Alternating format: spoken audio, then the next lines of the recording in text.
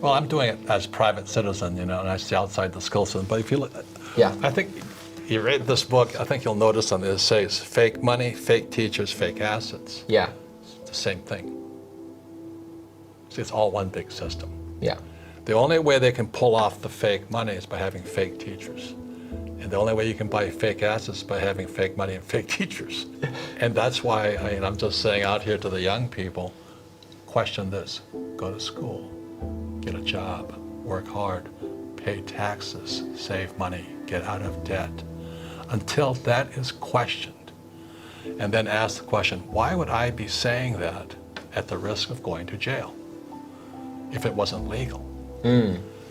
That's the question. So guys, the rich get richer because what we do is legal, but you've been told it's illegal.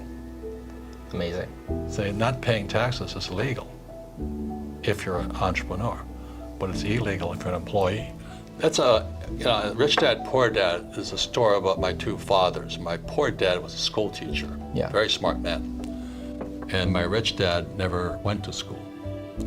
And so the information, so starting at the age of 9, growing up in Hawaii, the information was different, the advice was different. So I think most of your viewers out there is sitting inside their head are the words from their mother and father.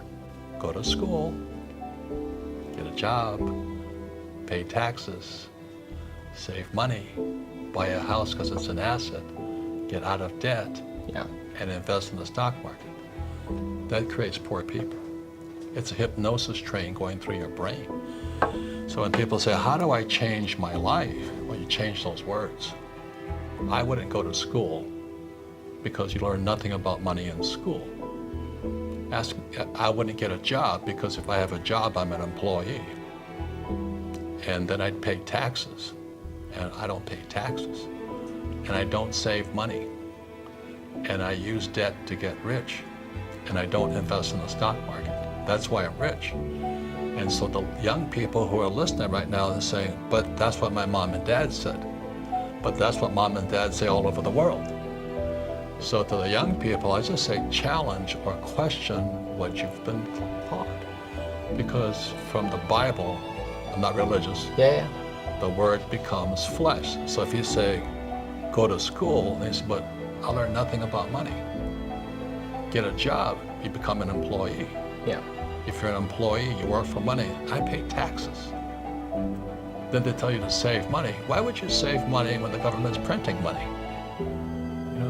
And get out of debt. Well, debt is money. I use debt to get rich. Most people use debt to get poor and invest in the stock market. I don't invest in the stock market. So when you wonder why so many people struggle financially, is they haven't challenged the hypnosis, the words, go to school, get a job, work hard, save money, pay taxes. Until you question those hypnotic trances, you don't change.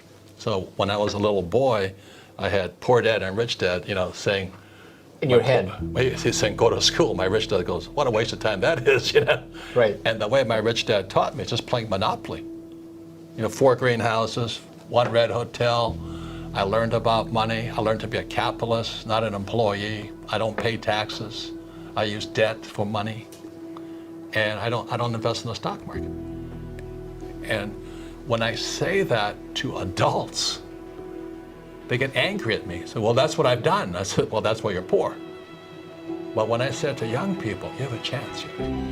You have a chance. I'm not saying I'm right. I'm just saying question the hypnotic trance put in your head, because that's what keeps people poor. Most people want to be poor. They want the paycheck, and they want the pension, they want security. And I don't blame them. But many people today don't have that choice. If you lose your job, like my poor dad eventually lost his job. And then he realized going to school, getting a job didn't help him get a PhD. He didn't have the skills for the world. He stepped out of the academic world and onto the streets. The cats ate him alive out there. Most school teachers cannot survive in the real world. Not in my world, at least, because they don't have the mental strength, spiritual strength, emotional strength, or the education to sustain the battles of being an entrepreneur. I have international businesses, thousands of employees. A school teacher, they don't have that. They don't want that. Well, not to be commercial about it, but Yeah. That's why I created the cash flow game. Yeah. It's the only game that teaches accounting. Yeah.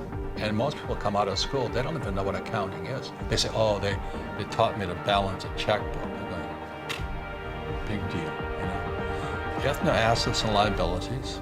You must understand taxes. The rich don't pay taxes. Yeah. And the rich use debt as money. So the question is, that's what I had to do when I was in my 20s. How is it the rich learn to use debt as money? That's a challenge, and the brain goes, Because it doesn't make sense. Yeah, it doesn't. Yeah, you got it. And then how do they not pay taxes? And what you'll find out in my new book, Faith, is the combination of debt and taxes. You see, the more debt I use, the less tax I pay. Right. It's counterintuitive. But the biggest thing for most young people is that our schools teach us to be ICs, independent contractors. Okay.